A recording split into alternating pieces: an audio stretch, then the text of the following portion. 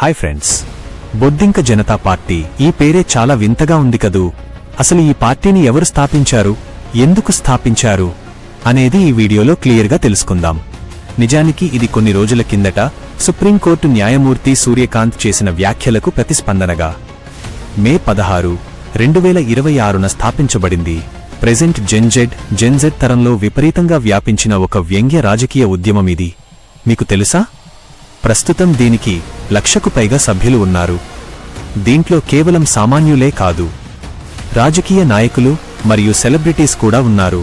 ఇంతకీ ఆ న్యాయమూర్తి ఏమన్నారంటే, పనిపాట లేని కొంతమంది సోమరిపోతులు సోషల్ మీడియాని వాడుకుని యాక్టివిజం ముసుగులో బొద్దింకల్లా మారి సిస్టమ్ మీద అటాక్ చేస్తూ సిస్టమ్ని భ్రష్టపట్టిస్తున్నారు అని ఆయన అన్నారు.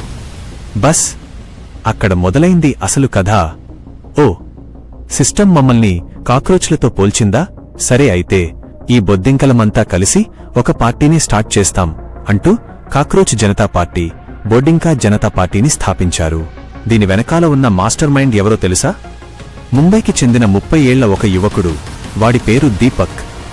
అయితే ఇది కేవలం ఒక వ్యక్తి చేసిన పని కాదు ఫ్రెండ్స్.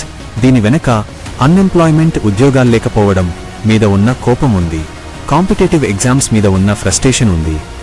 ఎంత హార్డ్వర్క్ చేసినా ఆపర్చునిటీస్ రావట్లేదనే ఆవేదన ఉంది. ఒక పక్క సోషల్ మీడియాలో పర్ఫెక్ట్ ఇండియాను చూపిస్తుంటే గ్రౌండ్ రియాలిటీలో యువత ఎంత స్ట్రగుల్ అవుతుందనే బాధ ఇందులో ఉంది. ఈ సిట్యుయేషన్లో ఈ పార్టీ 5 ముఖ్యమైన మేనిఫెస్టోలను కూడా రిలీజ్ చేసింది. అవేంటో ఇప్పుడు చూద్దాం. 1. ఎన్నికల ఫిరాయింపుల నిషేధం. రాజకీయ పార్టీలు మారే ఎంపీలు, ఎమ్మెల్యేలపై 20 ఏళ్లపాటు ఎన్నికల్లో పోటీ చేయకుండా నిషేధం విధించాలి. 2. మహిళా ప్రాతినిధ్యం.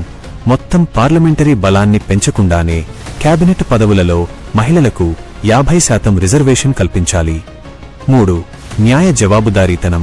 ప్రధాన న్యాయమూర్తులకు పదవీ విరమణ, రిటైర్మెంట్ తరువాత రాజ్యసభ సీట్లు ఇవ్వడంపై పూర్తిగా నిషేధం విధించాలి. 4. మీడియా మరియు ఎన్నికల సమగ్రత. ఎన్నికల సమయంలో చట్టబద్ధమైన ఓట్లను కావాలని తొలగించడంపై కఠిన చర్యలు తీసుకోవాలి మరియు నిర్దిష్ట మీడియా యాంకర్ల బ్యాంక్ అకౌంట్లపై విచారణలు జరపాలి. 5. విద్యార్థి మరియు యువత హక్కులు. నీట్ పరీక్ష వివాదం వల్ల నష్టపోయిన, ప్రభావితమైన విద్యార్థులకు పూర్తి మద్దతు ఇవ్వాలి మరియు సిబిఎస్ఈ రీచెకింగ్ ఫీజులను పూర్తిగా రద్దు చేయాలి.